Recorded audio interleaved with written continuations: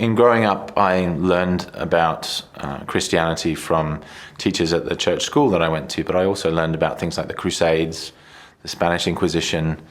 the fact there were many different churches. I learned about Henry VIII and his wives and how the Church of England came about. And all of these things weren't really consistent with what I'd learned about Christianity and what that should be. They didn't fit with the Bible, with the teachings of Jesus Christ himself, that these things had gone very far off track, and I just couldn't understand how that could have happened. When I learned about the gospel that I've since embraced, I found that it answered a lot of the questions that I had about Christianity and the traditional forms.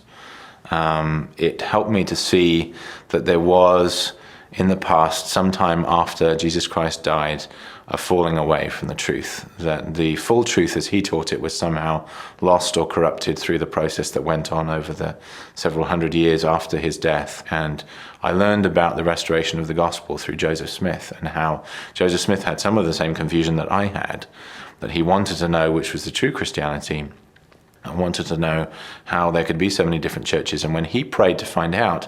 God told him that he was going to restore the true form of Christianity, the Church of Jesus Christ, through him to the earth again. And learning about the fact that there had been this falling away, that many of the things that I had concerns about that had been done in the name of Christianity had happened during that period of falling away, and that the gospel had since been restored, that was reassuring and was kind of the evidence that I needed,